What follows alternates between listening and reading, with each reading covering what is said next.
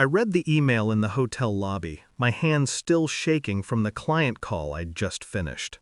The subject line hit like a punch: Seaside Villa sold.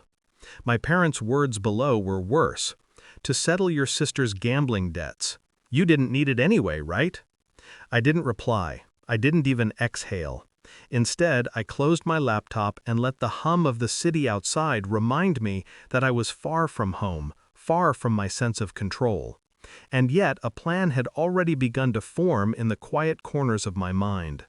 I remembered that villa, the first time I walked through it with my father.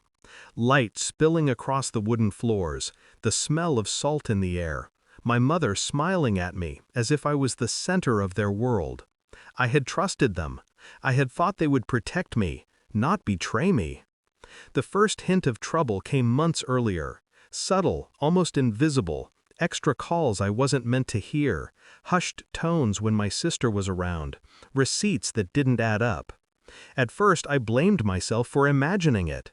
But the pieces assembled themselves like a puzzle I had never asked to complete. My villa, my inheritance, my sanctuary, it had been collateral for her recklessness. My parents complicit in silence. Anger flashed, sharp and hot, but I didn't let it burn me. I couldn't. I needed cold calculation, precision.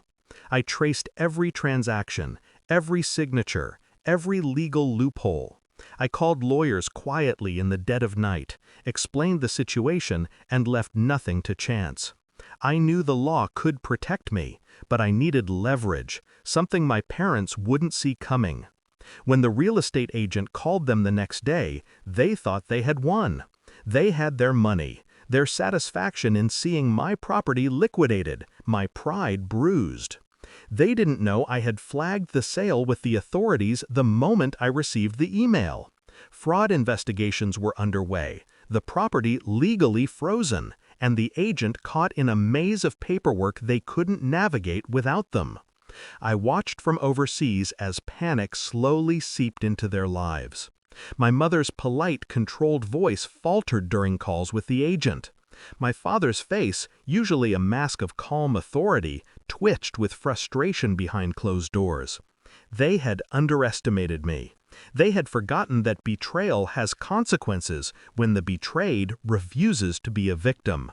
I played my part perfectly, silent, composed, above it all. Every word they spoke, every frantic plan they tried to execute, I catalogued. I let them feel that false victory for just long enough to make the unraveling sweeter. By the time they realized the villa couldn't be sold, the paperwork voided, the agent legally restrained, the taste of panic was already etched in their eyes. And then the final move. I returned home under the guise of business closure, casually mentioning over dinner that I had looked into the villa situation. Their reactions were immediate: denial, defensiveness, even a hint of fear. I watched them squirm, piece by piece, as I outlined, without shouting, without pleading, the legal consequences they had set in motion for themselves. Every lie, every betrayal, every assumption that I wouldn't act, revealed. My sister tried to cry, tried to manipulate, but I had rehearsed this too. Every word, every tone, every pause was deliberate. By the time the evening ended, my parents were quiet, stunned into submission. The villa was mine again, legally untouchable. The debt they tried to settle with it remained uncollected. The house, my sanctuary, untouched by their greed. Sitting in the villa that night, overlooking the dark, restless waves, I let myself finally breathe. Not with joy, not with relief. Those emotions belonged to them, the guilty. I felt something stronger: empowerment.